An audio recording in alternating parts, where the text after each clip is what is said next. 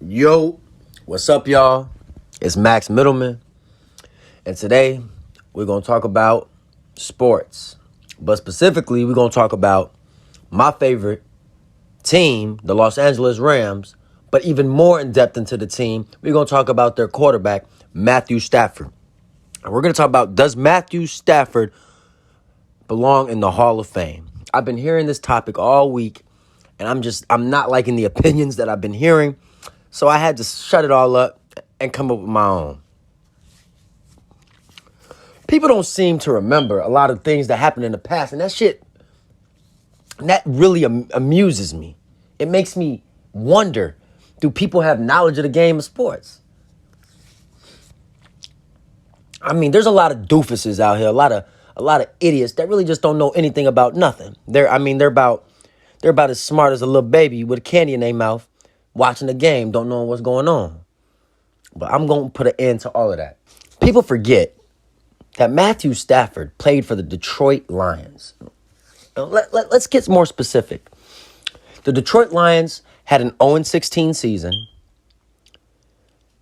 I can't remember how many bad coaches. I mean, they've had numerous bad coaches. You could go, Matt Patricia. You can go Jim Schwartz. I mean, Jesus Christ. The coaches have been miserable. Caldwell was probably the best coach they had, and he wasn't that great either, but I think he made the playoffs 1 year with them, if I'm not mistaken, when Calvin was on the team.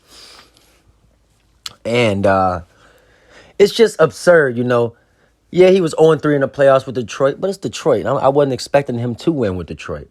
He put up some good games in the playoffs with Detroit, and all praise to Matthew Stafford for that. People don't remember. This man threw touchdown passes injured, came back, fourth quarter rallies. It takes resilience to do that. The first year on a new team, just like the people that y'all love, just like the guy that y'all love to worship, his name is Thomas Edward Patrick Brady Jr. Won his first year with Tampa Bay. Proved people wrong that he didn't need Belichick. To me, it's the same thing. All right, Matthew Stafford's a loser, He's a loser. He can't do it. He's a bum. He can't win in biggest moments. Goes to the Rams first year and proves everyone wrong. Now, I hear people saying crazy stuff like, oh, well, it was the great defense. Cooper Kupp, the receivers, they won in spite of. I have to slow you down right there. And that's idiotic. That's retarded. It's very stupid of you to say. Are we going to also say that Tom Brady won the Super Bowl because Tampa Bay had an extraordinary defense? Because they did. No, we're not. We're going to give Tom Brady his credit because it's Tom Brady. So we're not going to do the same for Matthew Stafford? That's where I have to stop you. Matthew Stafford had a legendary run this year. Started off 7-1 and then ended up going 7-4. Lost 3 straight. Coming into the bye week, looking horrible. Led the league in interceptions.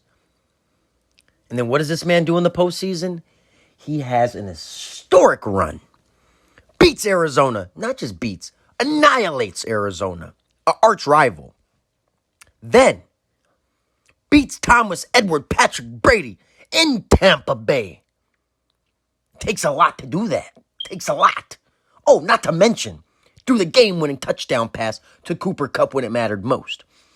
Then you beat a team that had beaten you 6 straight times in the conference championship. And then to kick it off, everyone was, Bengals are going to upset. Bengals this, Bengals that. 2 interceptions. And yet, when it mattered the most, the absolute most, which is all people talk about, Matthew Stafford prevailed. There's no ifs, ands, or buts about it. He is a Hall of Famer. Thank you. If you have any different opinions, make sure to leave your comments. I would love to have a debate about how it's no question that Matthew Stafford's a Hall of Famer. The disrespect out of Richard Sherman. The disrespect out of Skip Bayless. These people know nothing. And I'd love to argue with anyone about it. Thank you. Have a nice day, y'all.